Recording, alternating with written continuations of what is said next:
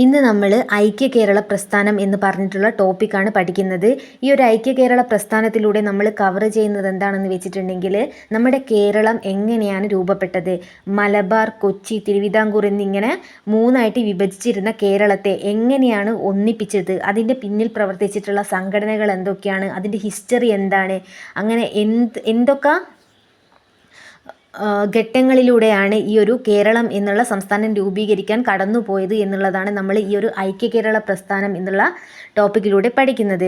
അപ്പോൾ നമ്മൾ സിംപിളി എന്താണ് ഐക്യ കേരള പ്രസ്ഥാനം എന്ന് ചോദിച്ചിട്ടുണ്ടെങ്കിൽ എന്താണ്, മലയാളം സംസാരിക്കുന്നവർക്കായിട്ട് എന്താണ് ഒരു പ്രത്യേക സംസ്ഥാനം വേണം എന്നുള്ള ലക്ഷ്യത്തോട് കൂടിയിട്ട് തുടങ്ങിയിട്ടുള്ള ഒരു പ്രസ്ഥാനമാണ് എന്തെന്ന് പറയുന്നത് ഐക്യ കേരള പ്രസ്ഥാനം. അപ്പോൾ നമ്മൾ ഇതിൻ്റെ ഒരു ഹിസ്റ്ററിയിലേക്ക് പോവുകയാണെങ്കിൽ 1920 പോകണം. അപ്പം 1920 എന്താണ് INC സമ്മേളനം നടക്കുകയാണ്. നാഗ്പൂരിലാണ് ഈ സമ്മേളനം നടക്കുന്നത്. ഈ ഒരു INC സമ്മേളനത്തിൻ്റെ പ്രസിഡന്റ് എന്ന് പറയുന്നത് C വിജയരാഘവ ആചാര്യരാണ്. അപ്പം ഈ സമ്മേളനത്തിൽ എന്താണ് രണ്ട് കാര്യങ്ങളാണ് അംഗീകരിക്കുന്നത്. ഒന്നാമതായിട്ട് ഭാഷാടിസ്ഥാനത്തിൽ എന്താണ് സംസ്ഥാനം പുനഃസംഘടിപ്പിക്കണം. അതായത് നമുക്കിപ്പോൾ സ്വാതന്ത്ര്യം കിട്ടിക്കഴിഞ്ഞാൽ എന്താണ് നമ്മുടെ ഭാഷാടിസ്ഥാനത്തിൽ വേണം എന്ത് സംസ്ഥാനം പുനഃസംഘടിപ്പിക്കാൻ. ആ ഒരു ആവശ്യം എന്താണ് അംഗീകരിക്കുന്ന ഒരു സമ്മേളനമാണ് എന്തെന്ന് പറയുന്നത് ഈ 1920 INC സമ്മേളനം. അതുപോലെ തന്നെ എന്താണ് ഓരോ പ്രദേശം കേന്ദ്രീകരിച്ച് എന്താണ് ഭാഷയുടെ അടിസ്ഥാനത്തിൽ ഒരു കോൺഗ്രസ് കമ്മിറ്റി രൂപീകരിക്കണം എന്നും പറയുന്നുണ്ട്. ആ ഒരു പ്രമേയം, അതായത് ഓരോ പ്രദേശം കേന്ദ്രീകരിച്ചും ഭാഷയുടെ അടിസ്ഥാനത്തിൽ എന്താണ് കോൺഗ്രസ് കമ്മിറ്റികൾ രൂപീകരിക്കണം എന്ന് പറഞ്ഞിട്ടുള്ള പ്രമേയം അവതരിപ്പിക്കുന്നത് K മാധവൻ നായരാണ്. അപ്പോൾ അദ്ദേഹം ഒരു മലയാളിയാണ്. അപ്പം അദ്ദേഹമാണ് ഈ ഒരു പ്രമേയം അവതരിപ്പിക്കുന്നത്. അങ്ങനെ അതിൻ്റെ അടിസ്ഥാനത്തിലാണ് കേരള പ്രദേശ് കോൺഗ്രസ് കമ്മിറ്റി രൂപീകരിക്കുന്നത്, KPCC. ഇനി നമ്മൾ KPCCയിലേക്ക് വരികയാണ്. KPCC രൂപീകരിക്കാനുള്ള കാരണം എന്ന് പറയുന്നത് INCയിൽ നമ്മുടെ K മാധവൻ നായർ അവതരിപ്പിച്ച പ്രമേയമാണ്. ആ പ്രമേയമാണ് നമ്മൾ പറഞ്ഞത് പ്രദേശം അനുസരിച്ച് എന്താണ് കോൺഗ്രസ് കമ്മിറ്റികൾ രൂപീകരിക്കണം ഭാഷയുടെ അടിസ്ഥാനത്തിൽ. അങ്ങനെ രൂപീകരിച്ച നമ്മുടെ ഇതാണ് ഒരു കമ്മിറ്റിയാണ് KPCC എന്ന് പറയുന്നത്. അപ്പോൾ നമുക്ക് എന്ത് പറയാം, 1920 INC സമ്മേളനത്തിൻ്റെ അനന്തരഫലമായിട്ട് കേരളത്തിൽ രൂപം കൊണ്ട പ്രസ്ഥാനമാണ് KPCC എന്ന് പറയാം. ഇത് ഫോം ചെയ്ത ഡേറ്റ് ഇമ്പോർട്ടൻ്റ് ആണ്. 1921 ജാനുവരി 30 ഇത് ഫോം ചെയ്യുന്നത്. അപ്പം INC സമ്മേളനം നടന്നിട്ട് ആ ഒരു നാഗ്പൂരിലെ സമ്മേളനം കഴിഞ്ഞിട്ട് അടുത്ത വർഷം തന്നെ KPCC ഫോം ചെയ്യുന്നുണ്ട്. അപ്പം ജനുവരി 30 എന്ന് പറയുന്നത് എന്താണ് നമ്മുടെ ഗാന്ധിജിയുടെ രക്തസാക്ഷിത്വ ദിനമാണല്ലേ. അപ്പം അങ്ങനെ ഒന്ന് ജസ്റ്റ് കണക്ട് ചെയ്യാം. ഈ ഒരു KPCCയുടെ ആദ്യത്തെ സെക്രട്ടറി എന്ന് പറയുന്നത് K മാധവൻ നായരാണ്. അതുപോലെ തന്നെ ആദ്യത്തെ പ്രസിഡന്റ് എന്ന് പറയുന്നതും K മാധവൻ നായരാണ്. അപ്പോൾ നമ്മളോട് ആദ്യത്തെ സെക്രട്ടറി, ആദ്യത്തെ പ്രസിഡന്റ് എന്ന് ചോദിക്കുമ്പോൾ എന്തുകൊണ്ടാണ് K മാധവൻ നായർ പറയുന്നത് എന്ന് വെച്ചിട്ടുണ്ടെങ്കിൽ ആദ്യം തന്നെ സെക്രട്ടറി പോസ്റ്റ് ആയിരുന്നു ഉണ്ടായിരുന്നത്. അപ്പോൾ എന്താണ് സെപ്പറേറ്റ് ആയിട്ടൊരു പ്രസിഡന്റ് എന്നുള്ളൊരു പോസ്റ്റ് ഇല്ല. ആ സമയത്ത് K മാധവൻ നായർ അപ്പം നമുക്ക് സെക്രട്ടറി ആയിട്ട് കിട്ടി. പിന്നീട് കുറേ കഴിഞ്ഞിട്ട്, അതായത് 1925 4 കൊല്ലം കഴിഞ്ഞിട്ടാണ് പ്രസിഡന്റ് എന്നുള്ള പദവി വരുന്നത്. അപ്പം ആ പ്രസിഡന്റ് പദവി അലങ്കരിച്ചതാരാണ് K മാധവൻ നായരാണ്. അതുകൊണ്ടാണ് നമ്മൾ ആദ്യത്തെ പ്രസിഡന്റും ആദ്യത്തെ സെക്രട്ടറിയും K മാധവൻ നായരാണെന്ന് പറയുന്നത്. ഇനി നമ്മൾ ഈ ഒരു സമ്മേളനങ്ങൾ, അതായത് KPCC സമ്മേളനങ്ങളാണ് പഠിക്കുന്നത്. ടോട്ടൽ 6 സമ്മേളനങ്ങളാണ് നടക്കുന്നത്. 1921 ഒറ്റപ്പാലത്താണ് നടക്കുന്നത്. അത് ഒറ്റപ്പാലം എന്ന് പറയുന്നത് എവിടെയാണ്, പാലക്കാടാണ്. അതിൻ്റെ അധ്യക്ഷൻ എന്ന് പറയുന്നത് T പ്രകാശമാണ്. രണ്ടാമത്തെ KPCC സമ്മേളനം എന്ന് പറയുന്നത് 1923 അത് അകത്തേത്തറ പാലക്കാട് തന്നെയാണ്. അധ്യക്ഷൻ സരോജിനി നായിഡു ആണ്. ഇനി മൂന്നാമത്തെ സമ്മേളനം നടക്കുന്നത് 1927 കോഴിക്കോടാണ്. അതിൻ്റെ അധ്യക്ഷൻ എന്ന് പറയുന്നത് BG ഹോർണിമാൻ ആണ്. 1928 സമ്മേളന സ്ഥലം എന്ന് പറയുന്നത് പയ്യന്നൂരാണ്. അധ്യക്ഷനാരാണ് നമ്മുടെ നെഹ്റു ആണ്. 1931 വടകരയിൽ വെച്ചിട്ട് നടന്ന സമ്മേളനത്തിൻ്റെ അധ്യക്ഷൻ എന്ന് പറയുന്നത് സെൻഗുപ്തയാണ്. അവസാനത്തെ KPCC സമ്മേളനം 1932 അത് കോഴിക്കോട് വെച്ചാണ് നടക്കുന്നത്. അതിൻ്റെ അധ്യക്ഷൻ എന്ന് പറയുന്നത് സാമുവൽ ആരോൺ ആണ്. അപ്പോൾ നമുക്ക് ഈ സമ്മേളനം നോക്കിക്കഴിഞ്ഞാൽ മനസ്സിലാവും കോഴിക്കോട് വെച്ച് മാത്രമാണ് 2 തവണ റിപ്പീറ്റ് അടിച്ച് വന്നിട്ടുള്ളത്. ഇനി നമ്മൾ ഈ ഒരു സമ്മേളനത്തിൽ നമുക്ക് വേണ്ട 2 സമ്മേളനങ്ങളാണ് ഉള്ളത്. അതായത് എന്തുകൊണ്ടാണ് നമ്മൾ 2 എടുക്കുന്നതെന്ന് വെച്ചിട്ടുണ്ടെങ്കിൽ നമ്മൾ ഇന്ന് പഠിക്കുന്ന ടോപ്പിക് ഐക്യ കേരള പ്രസ്ഥാനം. അപ്പോൾ ആ ഒരു കണ്ടൻറ്റുമായിട്ട് റിലേറ്റ് ചെയ്ത് 2 സമ്മേളനങ്ങളാണ് നടന്നിട്ടുള്ളത്. അതിൽ ഒന്നാം അഖില കേരള രാഷ്ട്രീയ സമ്മേളനം അഥവാ ഒന്നാം കേരള രാഷ്ട്രീയ സമ്മേളനം എന്ന് പറയാം. അതെന്താണ്? അധ്യക്ഷൻ നമ്മൾ ഓൾറെഡി പറഞ്ഞു, ടി പ്രകാശമാണ്. ടി പ്രകാശം അറിയപ്പെടുന്നത് ആന്ധ്ര കേസരി എന്നാണ്. അപ്പം ആന്ധ്ര കേസരി എന്നറിയപ്പെടുന്നത് ആരാണ്? ടി പ്രകാശാണ്. അപ്പം ഈ ഒരു സമ്മേളനത്തിൻ്റെ കാലയളവ് നമ്മൾ പഠിക്കണം. 1921 ഏപ്രിൽ 23 മുതൽ 26 വരെയായിരുന്നു ഈ ഒരു സമ്മേളനം ഉണ്ടായിരുന്നത്. ഇതിൻ്റെ ഇമ്പോർട്ടൻ്റ് എന്ന് പറയുന്നത് ഐക്യ കേരളം എന്ന ആശയം ആദ്യമായിട്ട് ഉയർന്നു വന്ന ഒരു സമ്മേളനമാണ്. അതായത് KPCCയിൽ ഐക്യ കേരളം എന്നുള്ള ആശയം എന്താണ്? ആദ്യമായിട്ട് ഉയർന്നു വന്ന സമ്മേളനം ഏതാണെന്ന് ചോദിച്ചാൽ ഒന്നാം അഖില കേരള രാഷ്ട്രീയ സമ്മേളനമാണ്. ഇതുകൂടാതെ എന്താണ്? നമ്മുടെ തിരുവിതാംകൂർ, കൊച്ചി, മലബാർ എന്നിവിടങ്ങളിലുള്ള ജനപ്രതിനിധികളൊക്കെ എന്താണ്? ഒരുമിച്ച് ഒരു വേദി പങ്കിടുന്നതും ഈ ഒരു സമ്മേളനത്തിലാണ്. അതിന് മുമ്പ് ഇവർക്ക് അതിനുള്ളൊരു ഓപ്പർച്യൂണിറ്റി കിട്ടിയിട്ടില്ലല്ലോ. അപ്പം ഇപ്പോഴാണ് ഓപ്പർച്യൂണിറ്റി കിട്ടിയത്. അപ്പം ഈ ഒരു സമ്മേളനത്തിൽ വെച്ചാണ് ഈ 3 ഭാഗത്തുള്ള ആളുകളും എന്താണ്? ഒരുമിച്ചൊരു വേദി പങ്കിടുന്നത്. അത്രയാണ് നമ്മൾ ഒന്നാം അഖില കേരള രാഷ്ട്രീയ സമ്മേളനത്തിൽ പഠിക്കുന്നത്. അടുത്തതായിട്ട് നമ്മൾ 4ാം അഖില കേരള രാഷ്ട്രീയ സമ്മേളനമാണ് നോക്കുന്നത്. അഥവാ 1928 പയ്യന്നൂർ കോൺഗ്രസ് സമ്മേളനം എന്ന് നമുക്ക് പറയാം. ഇതെന്താണ്? 4ാം സമ്മേളനമാണ്. 1928 മെയ് 25 മുതൽ 27 വരെയായിരുന്നു ഈ സമ്മേളനം ഉണ്ടായിരുന്നത്. ഇതിൻ്റെ അധ്യക്ഷൻ എന്ന് പറയുന്നത് നമ്മുടെ ജവഹർലാൽ നെഹ്റു ആണ്. ഇനി ഇതിൻ്റെ ഈ ഒരു സമ്മേളനത്തിൻ്റെ ഇമ്പോർട്ടൻസിലേക്ക് പോവുകയാണെങ്കിൽ നമ്മുടെ ജവഹർലാൽ നെഹ്റു എന്താണ് പറയുകയാണ്? ജവഹർലാൽ നെഹ്റു അല്ല, ആ ഒരു സമ്മേളനത്തിൽ തീരുമാനിക്കുകയാണ്, ഇന്ത്യക്ക് സ്വാതന്ത്ര്യം ലഭിച്ചാൽ എന്താണ്? നമ്മുടെ ഭരണഘടനാ പ്രകാരം കേരളത്തെ ഒരു പ്രത്യേക പ്രവിശ്യയായിട്ട് പുനഃസംഘടിപ്പിക്കാൻ വേണ്ട നടപടിയൊക്കെ സ്വീകരിച്ചു കൊള്ളാം എന്നുള്ളൊരു പ്രമേയം അവതരിപ്പിക്കുകയും അത് പാസ്സാക്കുകയും ചെയ്യുകയാണ്. അതായത് ഓൾറെഡി സ്വാതന്ത്ര്യം കിട്ടിക്കഴിഞ്ഞാൽ എന്താണ്? നമ്മുടെ ഭരണഘടന വരും. അപ്പം ഭരണഘടനാപരമായിട്ട് തന്നെ എന്താണ്? നമ്മൾ കേരളത്തെ പുനഃസംഘടിപ്പിക്കാം എന്നുള്ള ഒരു പ്രമേയം അവതരിപ്പിക്കുകയും അത് പാസ്സാക്കുകയും ചെയ്യുകയാണ് ചെയ്യുന്നത്. ഇതിൽ നമ്മൾ ഓർത്തിരിക്കേണ്ട ഒരു എക്സ്ട്രാ ഫാക്റ്റ് ഉണ്ട്. നമ്മളെ ഐക്യ കേരളവുമായി ബന്ധപ്പെട്ട് എന്താണ്? ആദ്യമായിട്ടൊരു പ്രമേയം അവതരിപ്പിക്കുകയും അത് പാസ്സാക്കുകയും ചെയ്യുന്ന സമ്മേളനം എന്ന് പറയുന്നത് അതൊരിക്കലും എന്താണ്? ഈ ഒരു പയ്യന്നൂർ കോൺഗ്രസ് സമ്മേളനമല്ല, മറിച്ച് 1928 നാട്ടുരാജ്യ പ്രജാ സമ്മേളനമാണ്. അത് നടക്കുന്നത് എറണാകുളത്ത് വെച്ചിട്ടാണ്. അപ്പം അത് നമ്മൾ ഓർത്തിരിക്കണം.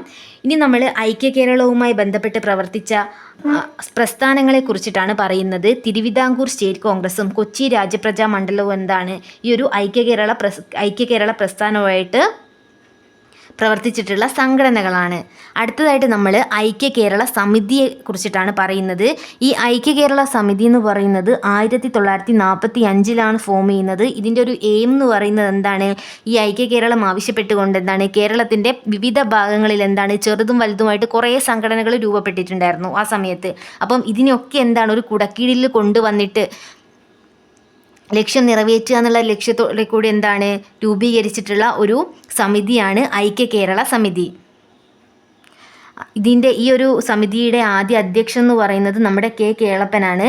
ഇനി ഈ ഒരു ഐക്യ കേരള സമിതിയെ സപ്പോർട്ട് ചെയ്യാൻ വേണ്ടിയിട്ട് എന്താണ്? മറ്റൊരു സമിതി വരുന്നുണ്ട്. അതാണ് KPCCയുടെ സബ് കമ്മിറ്റി അഥവാ ഉപസമിതി. അത് ഫോം ചെയ്യുന്നത് അതിൻ്റെ തൊട്ടടുത്ത വർഷം 1946 അതായത് ഐക്യ കേരള സമിതിയുടെ പ്രവർത്തനങ്ങളൊക്കെ എന്താണ്? എളുപ്പമാക്കാൻ വേണ്ടിയിട്ടാണ് ഈ ഒരു സബ് കമ്മിറ്റി രൂപീകരിക്കുന്നത്. അതിൻ്റെ ആദ്യ അധ്യക്ഷൻ എന്ന് പറയുന്നത് നമ്മുടെ KP കേശവമേനോനാണ്. ഈ ഒരു KPCC സബ് കമ്മിറ്റിയുടെ ആദ്യ സമ്മേളനം നടക്കുന്നത് തൃശ്ശൂരിലുള്ള ചെറുതുരുത്തിയിലാണ്. ഈ ഒരു ചെറുതുരുത്തിയിലുള്ള ഈ ഒരു സമ്മേളനത്തിൽ വെച്ചിട്ടാണ് ഐക്യ കേരള കൺവെൻഷൻ സംഘടിപ്പിക്കാൻ വേണ്ടിയിട്ട് തീരുമാനിക്കുന്നത്. അപ്പം നമ്മൾ എന്താണ് പറഞ്ഞത്? ആദ്യം തന്നെ ഐക്യ കേരള സമിതി വരുന്നു. കാരണം ഓൾറെഡി കേരളത്തിൽ എന്താണ്? പല ഭാഗങ്ങളിലും ഈ ഒരു ഐക്യ കേരളത്തെ സപ്പോർട്ട് ചെയ്ത് കുറേ ചെറുതും വലുതുമായിട്ടുള്ള കുറേ സംഘടനകൾ രൂപീകരിച്ചു. അപ്പം അതിനെയൊക്കെ ഒന്ന് ഒരു കുടക്കീഴിലാക്കാൻ വേണ്ടിയിട്ട് കൊണ്ടുവന്നതാണ് ഐക്യ കേരള സമിതി. ആ ഐക്യ കേരള സമിതിയെ സപ്പോർട്ട് ചെയ്യാൻ വേണ്ടി വന്നതാണ് KPCC ഉപസമിതി. ഈ ഉപസമിതിയുടെ ആദ്യ സമ്മേളനത്തിൽ വെച്ചിട്ട് പറയാണ് കേരള കൺവെൻഷൻ, അതായത് ഐക്യ കേരള കൺവെൻഷൻ സംഘടിപ്പിക്കണം. ഇത്രയാണ് നമ്മൾ പറയുന്നത്. ഇനി നമ്മൾ അടുത്തതായിട്ട് ഐക്യ കേരള കൺവെൻഷനെ കുറിച്ച് പറയുകയാണ്. ഐക്യ കേരള കൺവെൻഷൻ നടക്കുന്നത് 1947 തൃശ്ശൂരിലാണ്. ഇതിൻ്റെ അധ്യക്ഷൻ എന്ന് പറയുന്നത് കെ കേളപ്പനാണ്. ഇനി നമ്മൾ ഓർത്തിരിക്കേണ്ട ഒരു എക്സ്ട്രാ ഫാക്റ്റ് ഉണ്ട്. സ്വാതന്ത്ര്യ ലബ്ധിക്ക് ശേഷം, അതായത് നമുക്ക് സ്വാതന്ത്ര്യം കിട്ടിയതിന് ശേഷം ഐക്യ കേരള കൺവെൻഷൻ നടന്നിട്ടുള്ളത് അത് എവിടെ നിന്നാണെന്ന് ചോദിച്ചിട്ടുണ്ടെങ്കിൽ അത് ആലുവയിൽ വെച്ചിട്ടാണ്. അപ്പം എന്തുകൊണ്ടാണ് 1947 ആഗസ്റ്റിലാണ് നമുക്ക് സ്വാതന്ത്ര്യം കിട്ടുന്നത്? ഈ ഒരു സമ്മേളനം എന്ന് പറയുന്നത് ഏപ്രിലാണ് നടക്കുന്നത്. അതുകൊണ്ടാണ് നമ്മൾ അങ്ങനെ ഫാക്റ്റുകൾ സെപ്പറേറ്റ് ആയിട്ട് പഠിക്കുന്നത്. സ്വാതന്ത്ര്യത്തിന് മുമ്പ് ഐക്യ കേരള കൺവെൻഷൻ നടക്കുന്നത് എന്ന് ചോദിച്ചാൽ തൃശ്ശൂരും, സ്വാതന്ത്ര്യ ലബ്ധിക്ക് ശേഷം ഐക്യ കേരള കൺവെൻഷൻ നടക്കുന്നത് എവിടെയാണെന്ന് ചോദിച്ചാൽ അത് ആലുവയിലുമാണ്. ഇനി നമ്മൾ എഗെയിൻ ഐക്യ കേരള കൺവെൻഷനിലേക്ക് വരികയാണ്. അതിൽ പ്രമേയം അവതരിപ്പിച്ചത് ഈ മൊയ്തു മൗലവി എന്ന് പറഞ്ഞ ഒരാളാണ്. ഇതിലെ വിശിഷ്ട വ്യക്തി എന്ന് പറയുന്നത് കേരളവർമ്മ ഏഴാമനാണ്. കേരളവർമ്മ ഏഴാമനെ ഐക്യ കേരള തമ്പുരാൻ എന്ന് നമ്മൾ വിളിക്കും. ഈ ഒരു ഐക്യ കേരള കൺവെൻഷനിൽ എന്താണ്, ഐക്യ കേരളം പ്രാബല്യത്തിൽ കൊണ്ടുവരാനായിട്ട് 100 അംഗ സ്ഥിരസമിതിയെ തിരഞ്ഞെടുക്കാനൊക്കെ ഈ സമ്മേളനം തീരുമാനിക്കുന്നുണ്ട്. അങ്ങനെ ഈ ഒരു 100 അംഗ സ്ഥിരസമിതിയെ സമ്മേളനം തിരഞ്ഞെടുക്കുകയാണ് ചെയ്യുന്നത്. ഇനി നമ്മൾ അടുത്തൊരു സെക്ഷനിലേക്ക് വരികയാണെങ്കിൽ ഇനി എന്തൊക്കെയാണ്, അതായത് നമുക്ക് ഐക്യ കേരളത്തിന് വേണ്ടി ചെയ്യാൻ പറ്റുന്ന കാര്യങ്ങളൊക്കെ പ്രവർത്തിക്കുന്ന ഒരു സെക്ഷനാണ് നമുക്ക് കാണാൻ പറ്റുന്നത്. 1948 നമ്മുടെ കേളപ്പൻ എന്താണ്, ഡൽഹിയിൽ പോവുകയാണ് ചെയ്യുന്നത്. എന്നിട്ട് അവിടുന്ന് നെഹ്റുവിനെ കണ്ടിട്ട് ഈ ഒരു ഐക്യ കേരള രൂപീകരണവുമായി ബന്ധപ്പെട്ടിട്ടുള്ള നിവേദനമൊക്കെ സമർപ്പിക്കുന്നുണ്ട്. അപ്പം എന്താണ്, നിവേദനമൊക്കെ സമർപ്പിച്ച് കഴിഞ്ഞിട്ടുണ്ടെങ്കിൽ അതിനെപ്പറ്റി പഠിക്കണമല്ലേ. അപ്പം അതിന് വേണ്ടിയിട്ട് എന്താണ്, SK ദർ കമ്മിറ്റിയെ നിയോഗിക്കുകയാണ്. 1948 അതേ വർഷം തന്നെ SK ദർ കമ്മിറ്റിയെ രൂപീകരിക്കുന്നു. അപ്പോൾ നെഹ്റു ഇതിലെന്ത് ചെയ്യാണ്, കേളപ്പൻ ഇങ്ങനെ ഐക്യ കേരള രൂപീകരണവുമായി ബന്ധപ്പെട്ട നിവേദനമൊക്കെ കൊടുത്തു, അതിനെപ്പറ്റി സംസാരിച്ചു. അപ്പം നെഹ്റു ഇടപെട്ട് എന്താണ്, ഈ ഒരു ഭാഷാടിസ്ഥാനത്തിൽ സംസ്ഥാനങ്ങൾ രൂപീകരിക്കുന്നതിനെക്കുറിച്ച് പഠിക്കാൻ വേണ്ടിയിട്ട് ഒരു കമ്മിറ്റി രൂപീകരിക്കും. ആ കമ്മിറ്റിയാണ് നെഹ്റു രൂപീകരിക്കുന്നതല്ല, ഭരണഘടനാ നിർമ്മാണ സമിതിയാണ് രൂപീകരിക്കുന്നത്. എന്തുകൊണ്ടാണ് ഭരണഘടനാ നിർമ്മാണ സമിതി രൂപീകരിക്കാൻ തീരുമാനിച്ചതെന്ന് വെച്ചിട്ടുണ്ടെങ്കിൽ നെഹ്റുവായിട്ട് നമ്മുടെ ഈ ഒരു സന്ദർശനമൊക്കെ നടത്തിയല്ലോ, അപ്പം അതിനെപ്പറ്റി തീരുമാനിക്കാൻ വേണ്ടിയിട്ട്. അപ്പോൾ നമ്മുടെ SK ദർ കമ്മിറ്റി എന്ന് പറയുന്നത് ആരാണ് രൂപീകരിച്ചതെന്ന് ചോദിച്ചിട്ടുണ്ടെങ്കിൽ അത് ഭരണഘടനാ നിർമ്മാണ സമിതി, നമ്മൾ സെപ്പറേറ്റ് ആയിട്ട് തന്നെ ഓർത്തിരിക്കണം. ഈ ഒരു SK ദർ കമ്മിറ്റി 1948 ഡിസംബർ 10 എന്താണ്, റിപ്പോർട്ട് സമർപ്പിക്കുകയാണ്. റിപ്പോർട്ട് പ്രകാരം എന്താണ്, ഭാഷാടിസ്ഥാനത്തിൽ പുനഃസംഘടിപ്പിക്കേണ്ട ആവശ്യമില്ല, അതായത് പ്രവിശ്യകൾ എന്താണ് ഭാഷാടിസ്ഥാനത്തിൽ പുനഃസംഘടിപ്പിക്കരുത്, മറിച്ച് എങ്ങനെ ചെയ്യണം എന്നാണ് പറയുന്നത്, ഭരണഘടനാപരമായ സൗകര്യത്തിൻ്റെയും ഭൂമിശാസ്ത്രപരമായ സവിശേഷതയുടെയും അടിസ്ഥാനത്തിൽ വേണം നമ്മൾ ഇങ്ങനെ ഈ ഒരു പ്രവിശ്യകളെ പുനഃസംഘടിപ്പിക്കാൻ എന്നുള്ള ഒരു റെക്കമെൻഡേഷനാണ് നമ്മുടെ SK ദർ കൊടുക്കുന്നത്, ഈ ഒരു SK ദർ റിപ്പോർട്ട് കൊടുക്കുന്നത്. അടുത്തത് വീണ്ടും എന്താണ്, ആളുകൾ എന്താണ് ഈ ഐക്യ കേരളം വേണം, അങ്ങനെ പല സ്ഥലത്തിലും എന്താണ് ഓരോരുത്തർക്കും ഓരോ സംസ്ഥാനം വേണമെന്ന് പറഞ്ഞ് ഇങ്ങനെ ഓരോ ഭാഗത്തും ഉണ്ടാവുമല്ലോ. അങ്ങനെ ആദ്യം മറ്റൊരു കമ്മിറ്റി വരികയാണ്, അതാണ് JVP കമ്മിറ്റി. അത് 1948 ഡിസംബറിലാണ് ഫോം ചെയ്യുന്നത്. ഇതിൻ്റെ ലക്ഷ്യം എന്ന് പറയുന്നത് നമ്മുടെ SK ദർ കമ്മിറ്റിയുടെ റിപ്പോർട്ട് എന്താണ്, പുനഃപരിശോധിക്കാൻ വേണ്ടിയിട്ട്, അതായത് ഈ റിപ്പോർട്ട് പ്രകാരം പറഞ്ഞത് ശരിയാണോ, ഒരു ഡബിൾ ചെക്കിന് വേണ്ടിയിട്ട് ഉള്ള ഒരു കമ്മിറ്റിയാണിത്. ഈ കമ്മിറ്റി എന്ന് പറയുന്നത് നമ്മുടെ INC രൂപീകരിച്ച കമ്മിറ്റിയാണ്. നമ്മൾ നേരത്തെ ഓൾറെഡി പറഞ്ഞു, SK ദർ കമ്മിറ്റി ഭരണഘടനാ നിർമ്മാണ സമിതി രൂപീകരിച്ച കമ്മിറ്റിയാണെങ്കിൽ JVP കമ്മിറ്റി എന്ന് പറയുന്നത് നമ്മുടെ INC രൂപീകരിച്ച കമ്മിറ്റിയാണ്. അതിലെ അംഗങ്ങൾ എന്ന് പറയുന്നത് ജവഹർലാൽ നെഹ്റു, സർദാർ വല്ലഭായ് പട്ടേൽ, പട്ടാഭി സീതാരാമയ്യ. ആ ഒരു പേരിൻ്റെ ആ ഓരോ അക്ഷരം, J for Jawaharlal Nehru, B for എന്താണ് സർദാർ വല്ലഭായ് പട്ടേൽ, P ഫോർ പട്ടാഭി സീതാരാമയ്യ.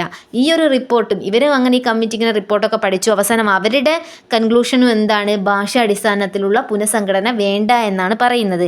അപ്പം ഇങ്ങനെ 2 കമ്മിറ്റിയും വന്ന സമയത്ത് കേരളത്തിൻ്റെ റിയാക്ഷൻ എന്താണെന്ന് വെച്ചിട്ടുണ്ടെങ്കിൽ വിയോജിപ്പ് രേഖപ്പെടുത്തുകയാണ് ചെയ്യുന്നത്. കാരണം നമ്മൾ ഈ ഐക്യ കേരളം എന്ന് പറഞ്ഞ് ഇത്രയും കാലത്തൊരു യാത്രയാണല്ലേ, അപ്പം പെട്ടെന്ന് തന്നെ അത് വേണ്ടാന്ന് പറഞ്ഞിട്ടുണ്ടെങ്കിൽ നമ്മളത് ഉൾക്കൊള്ളില്ല. അങ്ങനെ വിയോജിപ്പ് രേഖപ്പെടുത്തുകയാണ്.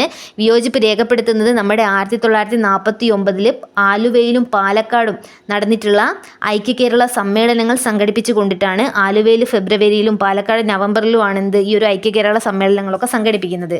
ഇനി നമ്മൾ പോറ്റി ശ്രീ രാമലുവിനെ പരിചയപ്പെടുകയാണ്. ഇപ്പോൾ ഓൾറെഡി എന്താണ്, ഇങ്ങനെ ഭാഷീയ അടിസ്ഥാനത്തിൽ പുനഃസംഘടിപ്പിക്കേണ്ടെന്ന് പറയുന്നത് കേരളത്തിൻ്റെ മാത്രം കേസല്ല, ഇന്ത്യ മൊത്തം നോക്കിയിട്ടാണല്ലേ പറയുന്നത്. അപ്പം ഓരോ സംസ്ഥാനത്ത് എന്താണ് അവർക്കും എന്താണ് ഈ ഭാഷയുടെ അടിസ്ഥാനത്തിൽ രൂപീകരിക്കണം എന്ന് പറഞ്ഞിട്ട് ആഗ്രഹം ഉണ്ടായിരിക്കും. ആഗ്രഹമല്ല, ഇതിനുവേണ്ടി പ്രവർത്തിക്കുകയും ചെയ്യുന്നുണ്ട്.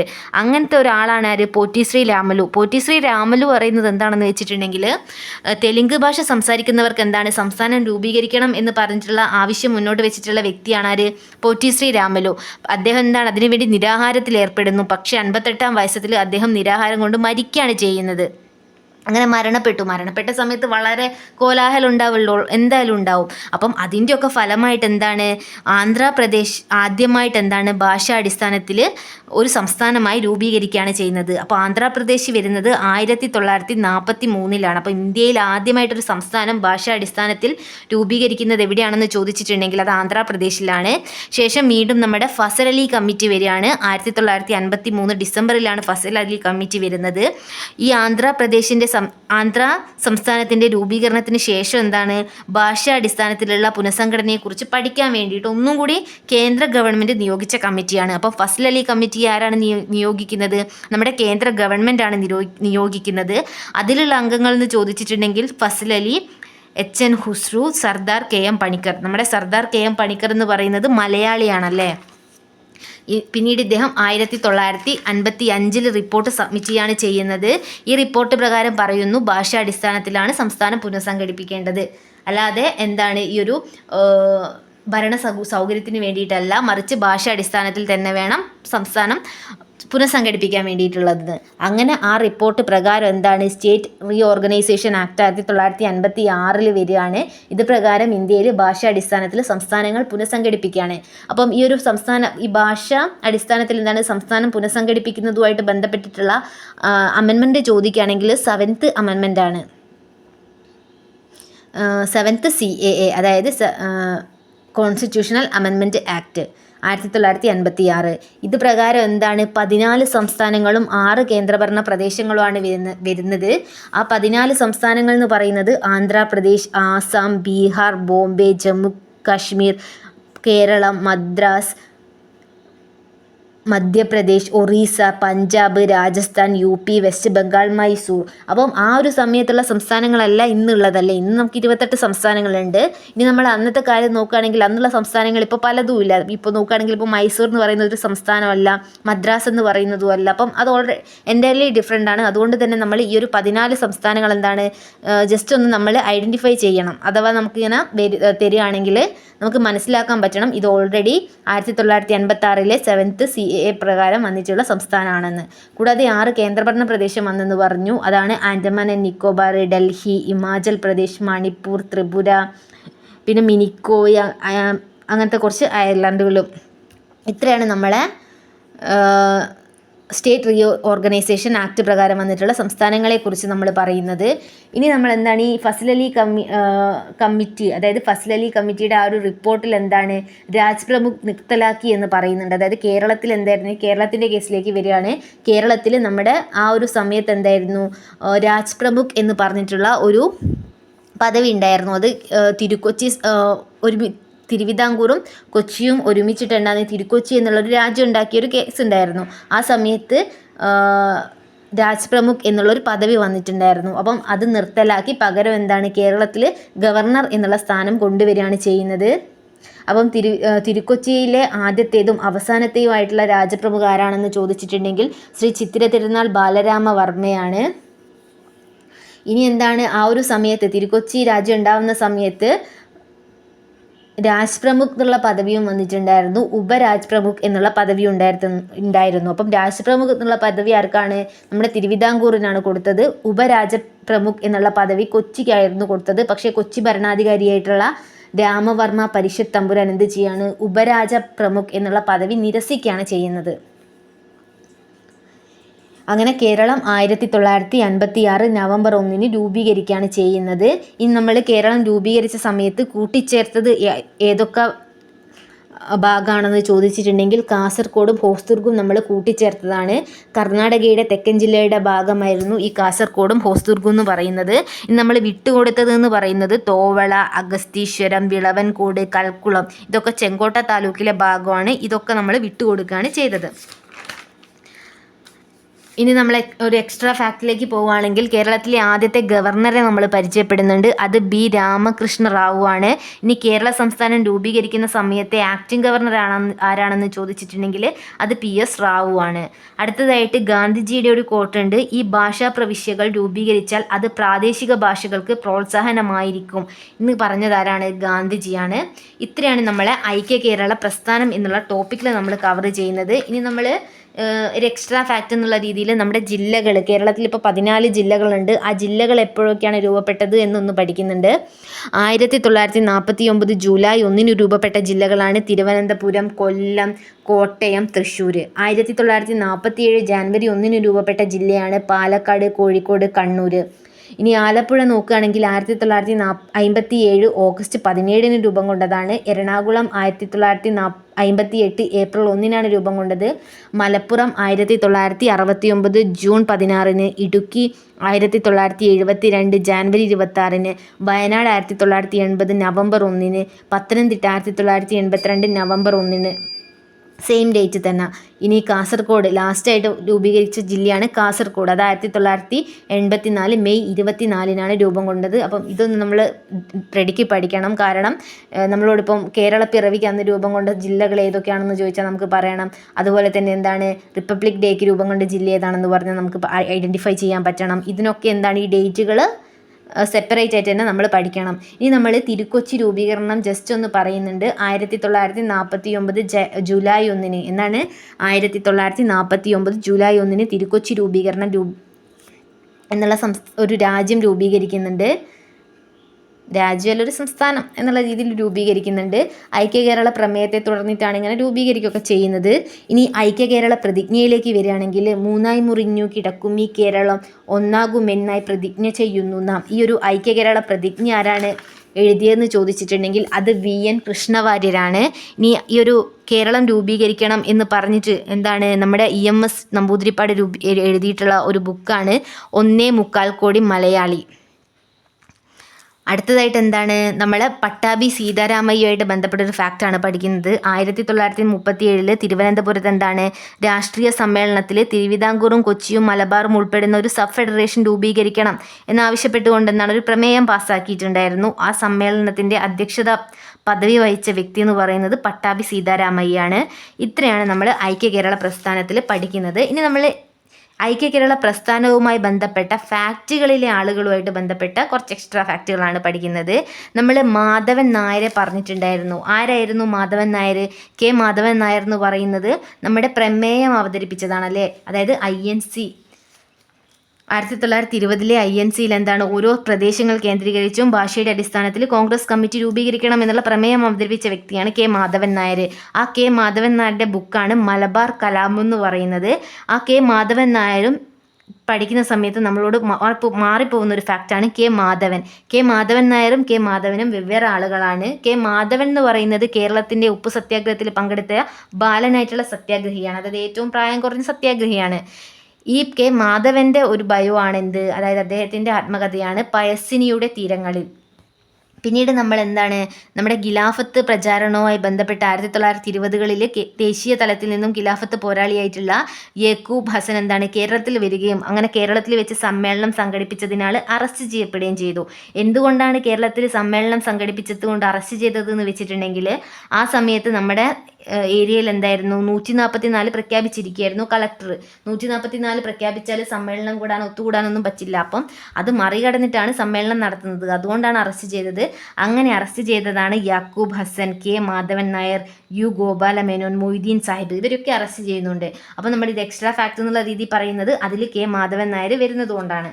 ഇത്രയാണ് നമ്മളൊരു എക്സ്ട്രാ ഫാക്റ്റിൽ കെ മാധവൻ നായരെ കുറിച്ച് പറയുന്നത്. പിന്നെ നമ്മൾ ഓൾറെഡി പറഞ്ഞിട്ടുണ്ടായിരുന്നു 1920 നാഗ്പൂരിൽ വെച്ചിട്ടായിരുന്നു INC സമ്മേളനം നടന്നത്. അപ്പം നാഗ്പൂരിനെ കുറിച്ച് പറയാനാണെങ്കിൽ ഇന്ത്യയുടെ ഓറഞ്ച് നഗരം, ഇന്ത്യയുടെ കടുവ തലസ്ഥാനം, മഹാരാഷ്ട്രയുടെ ശീതകാല തലസ്ഥാനം എന്നൊക്കെ അറിയപ്പെടുന്നത് നാഗ്പൂരാണ്. ഇനി അടുത്ത അവസാനത്തെ ഫാക്റ്റാണ് 1947 KPCC പ്രസിഡന്റ് എന്ന് പറയുന്നത് ആരാണ്? അത് കെ കേളപ്പനാണ്. എന്തുകൊണ്ടാണ് നമ്മൾ 1947 അത് മാത്രം എക്സ്ട്രാ പഠിക്കുന്നതെന്ന് ചോദിച്ചിട്ടുണ്ടെങ്കിൽ 1947 എന്താണ് നമുക്ക് സ്വാതന്ത്ര്യം കിട്ടിയതാണല്ലേ. അപ്പം നമ്മുടെ സ്വാതന്ത്ര്യം കിട്ടുന്ന സമയത്തെ KPCC പ്രസിഡന്റ് ആരാണെന്ന് ചോദിച്ചാൽ നമുക്കപ്പം കെ കേളപ്പനെയാണ് ഓർത്തിരിക്കേണ്ടത്. 1947 അത് കണക്ട് ചെയ്ത്, അതുകൊണ്ടാണ് നമ്മൾ ആ ഒരു ഫാക്റ്റ് പറയുന്നത്. അപ്പം ഇത്രയാണ് നമ്മൾ ടോട്ടലായിട്ട് ഐക്യ കേരള പ്രസ്ഥാനത്തിൽ പഠിക്കുന്നത്.